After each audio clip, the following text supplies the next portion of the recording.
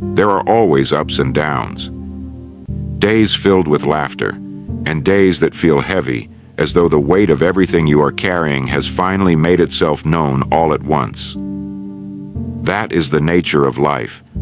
It goes on, not because it waits for you to be ready, not because it adjusts itself to what you feel or what you have achieved or what you still lack, but simply because that is what life does. It moves, with or without your permission, with or without your participation. And a man and a woman must have something to stand on when it moves, something steady, something that does not shift with the weather of the day or bend under the pressure of circumstance, something true enough to hold its shape when everything around it is changing. That something is principles. Principle number 1, aim for steady progress, not perfection. Perfection, as a standard, is a trap. It has the appearance of the highest aspiration. What could be nobler than the pursuit of the very best? But it functions in practice as the most reliable engine of paralysis and disappointment available to the human mind. Because perfection, by definition, cannot be reached. It is a horizon. It moves as a man advances, and a man who will not act until his action can be perfect will not act at all, or will act so tentatively, so hedged with qualification and correction that his forward movement is negligible. I have known men of extraordinary capability, men with the intelligence, the education, and the genuine desire to build something significant, who produced almost nothing of substance over long stretches of their working lives, not because they lacked effort, but because every effort was redirected at the critical moment by the judgment that it was not yet good enough, that one more revision, one more preparation, one more refinement was required before the work could be presented to the world. And the work was never presented, because the next revision always revealed another imperfection, and the man, in his sincere pursuit of the best, produced nothing where a lesser man produced something, and the something, imperfect as it was, moved the needle. A good plan executed today is worth infinitely more than a perfect plan that exists only in the mind of a man who is still preparing. What steady progress actually looks like. Steady progress is not dramatic. That is precisely its value. It does not require ideal conditions or exceptional energy or the alignment of favorable circumstances. It requires only that a man move forward by whatever amount, in whatever manner is available to him today, and that he do so again tomorrow and the day after that. One page written each day produces a book in a year. 1 hour of study each evening produces expertise in 5. One small, consistent deposit into a savings account produces, through the power of compounding, a sum that a single dramatic effort could never match. Steady progress, maintained over time, is the most powerful force available to an ordinary man. Not because it is exciting, it is not, but because it is reliable in a way that brilliance and inspiration and extraordinary effort never quite manage to be. The man who commits to steady progress accepts something that the perfectionist cannot, that the work, at any given stage, will be less than it might eventually become. He is not indifferent to quality. He simply understands that quality is built through the accumulation of imperfect attempts, each one a little better than the last, rather than through a single perfect act that never quite arrives.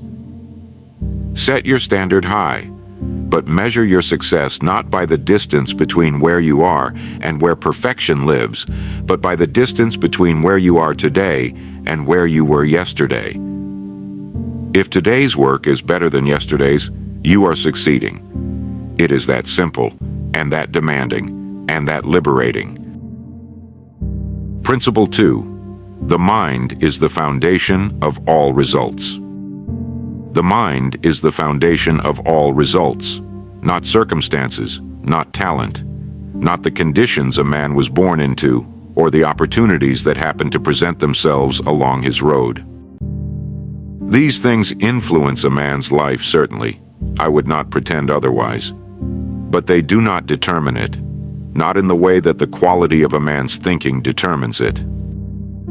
Every result a man produces in the outer world begins in the inner one. The business he builds, the relationship he cultivates, the character he develops, all of these begin as thoughts, as images held in the mind, as convictions about what is possible, what is deserved, what is real, and the quality of those thoughts, their clarity, their consistency, their alignment with what the man genuinely intends, determines, with a precision that most men find astonishing when they first truly grasp it, the quality of the results they produce. Marcus Aurelius governed the greatest empire the world had yet known, and in the private pages of his journal wrote that a man's life is what his thoughts make of it. William James, the most penetrating psychologist this country produced in the last century, concluded that the greatest discovery of his generation was that a man could alter the circumstances of his life simply by altering his habitual thoughts. The Stoics, the great philosophers of antiquity, built an entire school of wisdom on this single foundation. These are not different observations. They are the same truth, recognized independently across centuries and civilizations, because it is the kind of truth that reality itself keeps confirming for any man who pays close enough attention. What it means to tend the mind. Tending the mind is not a passive activity. It does not happen by accident or by wishful intention. It requires a man to be deliberate about what he allows to occupy his thinking. What he reads, what he dwells upon, what he returns to in the unstructured hours when the direction of his thoughts is entirely his own to choose. A man who fills his mind habitually with fear, with doubt, with resentment, with the rehearsal of grievances and the cataloging of obstacles, will produce inevitably a life shaped by those contents. Not because the world is unfair, but because the mind, faithful instrument that it is, moves always in the direction of its dominant thoughts. It finds what it is looking for. It confirms what it already believes. It creates in the outer world conditions that correspond to the inner one. And the man who fills his mind with clarity, with a specific vision of what he intends to build, with genuine confidence in his capacity to build it, with the kind of focused, purposeful thinking that leaves no room for the chronic anxiety that plagues men who have given their minds no worthy object. That man will produce results that seem, to the outside observer, almost improbable, not because he is luckier, but because he is, at the level of his thinking, fundamentally different from the men around him. Guard your mind as you would guard any other valuable possession, because it is, in a very real sense, the most valuable thing you own, and what you allow into it will determine, more surely than any other single factor, what your life becomes. Principle number 3, consistency is the quiet force behind every lasting result. Consistency, not intensity, not the spectacular effort produced in moments of high motivation, not the extraordinary performance that a man is capable of when conditions are ideal and energy is abundant and the work feels natural and rewarding. Consistency, the quiet, unglamorous daily return to the same work, the same practice, the same commitment, regardless of how the man feels about it on any particular morning. Regardless of whether he is inspired, regardless of whether he can see, at any given moment, measurable progress in the results. Intensity has its place. There are moments when a concentrated burst of effort is exactly what a situation requires, and a man should be capable of providing it. But intensity cannot be maintained. It rises and falls with mood and circumstance and the natural rhythms of energy that every human being experiences. And a man who depends on intensity, who works brilliantly when inspired and stops entirely when he is not, will find that inspiration, treated as a prerequisite rather than a bonus, becomes reliably scarce. Consistency does not require inspiration. It requires only the decision, made once and renewed daily, that the work will be done regardless of how the man feels about doing it on any particular day. The compound effect of showing up. Consider two men. The first works with extraordinary intensity for 3 weeks, then rests entirely for 2, then works intensely again. His output, measured across a year, is substantial in the moments of intensity and 0 in the intervals. His progress in the aggregate is moderate. The second man works at a moderate pace every single day, without exception. His daily output is less dramatic than the first man's peak performance, but he never stops. And at the end of the year, his aggregate output is not merely greater than the first man's, it is overwhelmingly greater. And the quality of his work is almost certainly superior because the daily practice has sharpened his craft in ways that intermittent bursts of effort never could. This is the compound effect of showing up. It operates in every domain of a man's life: his work, his health, his relationships, his mind. Small, consistent deposits, made daily over years, accumulate into something that no single large deposit could match. And the reverse is equally true. Small, consistent withdrawals, small daily compromises, small daily inattentions, small daily failures to show up, accumulate with the same inexorable precision into a deficit that eventually cannot be ignored. Commit to consistency. Not to the days when it is easy. Those take care of themselves. Commit to the days when it is not. Those are the days that build everything. Principle number 4. Growth begins where comfort ends. The body and the mind both seek comfort. They move, left to their own devices, toward ease and familiarity and the reliable satisfactions of the known. This is not weakness. It is biology. It has kept the human race alive for thousands of generations, but it will not build a life worth living. Because growth, real growth, the kind that expands a man's capacity and his character and his contribution to the world around him, does not occur in comfortable conditions. It occurs at the edge. At the point where a man is attempting something he has not successfully done before, where the outcome is uncertain, where failure is genuinely possible, and where the effort required exceeds what his current capabilities can comfortably supply. It is at that edge, and only at that edge, that the adaptations occur, that the mind stretches to accommodate a larger understanding, that the character develops the qualities, patience, persistence, courage, resilience, that comfort never demands and therefore never produces. A man who never leaves the territory of the familiar will be the same man at 60 that he was at 30, older certainly, but not genuinely larger, not more capable, more wise, more seasoned in the particular way that only difficulty genuinely faced produces. Choosing the right edge.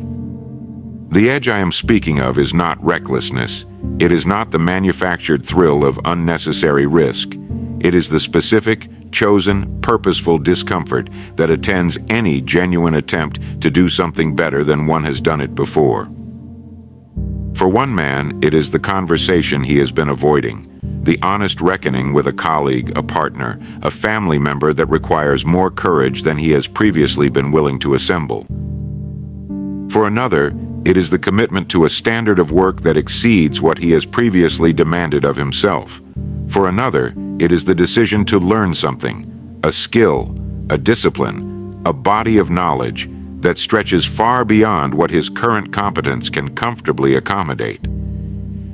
The specific form of the edge is less important than the willingness to approach it.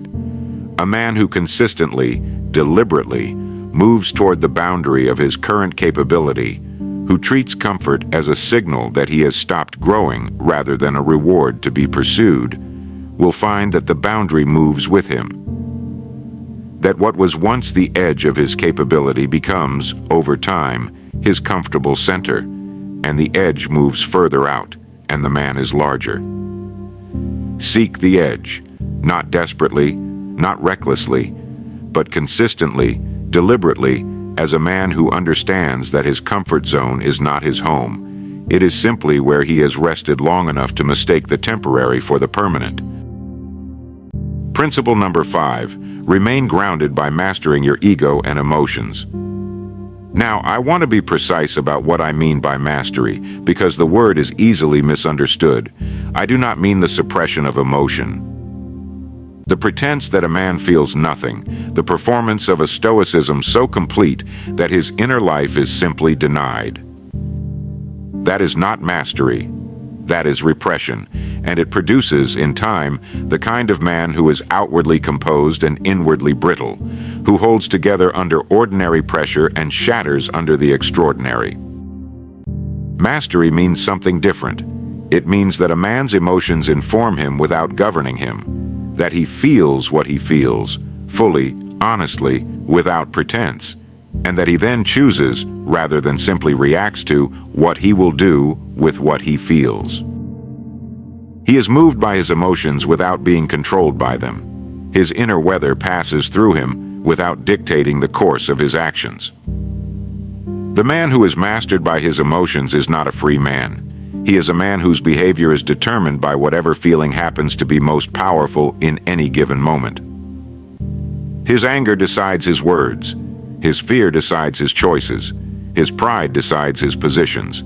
He is, in the most practical sense, not the author of his own life. He is its passenger. The particular danger of the ego. The ego presents a specific challenge that deserves separate attention because it is among the most subtle and the most destructive forces in a man's inner life, and the most reliably disguised as something admirable. The ego is not ambition. Ambition is the desire to build something worthy. The ego is the need to be seen building it. The ego is not confidence. Confidence is the settled conviction that one's capabilities are adequate to the task. The ego is the anxiety about whether others recognize that they are. The ego is the voice that turns every conversation into an opportunity for self-promotion, every setback into a wound to be defended against, every disagreement into a battle for superiority rather than a search for truth.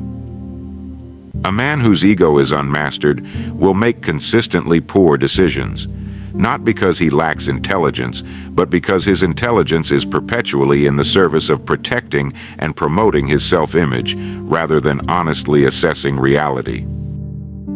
He cannot accept correction easily because correction feels like attack.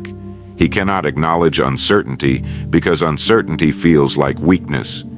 He cannot genuinely listen to others because he is too occupied with managing the impression he is making on them. The man who has mastered his ego, who has found, through genuine self-examination, a sense of himself that does not depend on the continuous approval of others, is free in a way that the ego-driven man is not. He can receive criticism without defensiveness, acknowledge error without shame, change his position when the evidence warrants it without experiencing it as a defeat. He is free to think clearly because his thinking is no longer in the service of his self-image, and clear thinking, in the end, produces everything. Principle number 6, train your focus through simple daily habits. Focus is not a gift that some men are born with and others are not. It is a capacity, and like all capacities, it is developed through practice or lost through neglect. A man does not have focus in the way that he has a height or an eye color. He develops it, deliberately, through the consistent exercise of directing his attention toward a chosen object and holding it there against the natural pull toward distraction for as long as the work requires. And the instrument through which focus is developed is not dramatic or complicated. It is the simple daily habit. A habit so small and so regular that it requires no motivation to initiate, only the decision, made once, that it will be done. A fixed time in the day reserved for a specific quality of work. A morning routine that prepares the mind before the demands of the day arrive. An evening practice of reflection that closes the day with the same intentionality with which it was opened. The architecture of a man's days determines the architecture of his life, and the architecture of his days is determined almost entirely by his habits, the small, repeated, largely unconscious patterns of behavior that fill the hours between the significant decisions. The morning as the fulcrum of the day. The first hour after waking is the hour in which the mind is freshest, most receptive, and most available for the kind of deliberate, unhurried thinking that the demands of the day will quickly make impossible. It is the hour before the world begins its claims, before the obligations and the communications and the urgent requirements of other people arrive to fill the available space. A man who uses that hour deliberately, who reads or thinks or writes or sits in genuine quiet reflection, or reviews the goal that gives his day its direction, begins each day with a quality of intentionality that shapes everything that follows. He is, from the first hour, a man who is directing his life rather than simply responding to it. The specific habits matter less than their consistency and their quality of attention. A man who spends 30 minutes each morning in serious reading. Not casual reading, but the kind of engaged pencil-in-hand reading that builds genuine understanding, will, in a year, have spent the equivalent of many working weeks in the deliberate improvement of his mind. At no cost except the decision to use the morning differently than most men use it. Begin with one habit, one small, specific daily practice that trains your focus and gives your day a quality of intention it would otherwise lack. Master that before adding another. Let the habit become automatic before reaching for the next one, and watch, over the course of months and years, how the accumulated effect of that small daily discipline transforms the quality of everything else. Principle number 7. Cultivate a positive mental attitude. Let me say first what it is not. It is not the denial of difficulty. It is not the pretense that life is without pain or loss or genuine hardship. A man who walks through the world with artificial cheerfulness, who refuses to acknowledge difficulty because acknowledgement feels negative, is not practicing a positive mental attitude. He is practicing avoidance, and he will be ambushed eventually by the realities he declined to see. A genuine positive mental attitude is something far more substantial than that. It is the settled conviction that the circumstances of one's life, however difficult, contain within them the material for a response that is worthy of the man doing the responding. That setbacks are temporary, that obstacles are problems to be solved rather than verdicts to be accepted, that the future is genuinely open in a way that the past, by definition, no longer is. It is, in short, the attitude of a man who has decided, not by ignoring reality but by looking at it squarely, that he will find in every situation something to work with, something to build from, something that a man of his character and his determination can turn, if not into an advantage, at least into a lesson. The positive mental attitude is not a feeling, it is a decision. A decision that must be made fresh each morning and renewed at every point in the day when circumstances make the alternative feel more honest. The alternative and its cost. The alternative to a positive mental attitude is not realism. That is its disguise, but it is not its reality. The alternative is a mental habit of focusing on what is wrong, what is missing, what is unlikely, and what cannot be changed. A habit that, practiced consistently, produces a life of chronic dissatisfaction that has nothing to do with the actual circumstances and everything to do with the lens through which those circumstances are seen. A man with a negative mental habit will find, in any situation, the evidence that confirms it. The business that is unlikely to succeed. The relationship that is probably temporary. The effort that will probably be wasted. He is not being clear-eyed. He is being selective. He sees what his habit of mind has trained him to see, and he mistakes that selective vision for honesty. The man with a genuine positive mental attitude is equally honest. He simply chooses with deliberate intention to rest his attention on a different category of evidence. The opportunity that exists within the difficulty. The strength that has been built by the struggle. The path forward that, however narrow, remains open. He is not denying what is difficult. He is refusing to allow what is difficult to be the only thing he sees. Cultivate this attitude as you would cultivate any other skill, through daily practice, through deliberate attention, through the consistent choice, in the small moments when it matters most, to look for what is workable rather than what is impossible. It will not always feel natural, but it will, with practice, become the most natural thing in the world, and a man who carries it through his years will find that his life, not in spite of its difficulties, but partly because of how he has faced them, becomes something genuinely worth the living. So, these 7 principles are not new. They have been understood in various forms by the wisest men of every generation and every civilization that has left us a record of its thinking. They are old because they are true.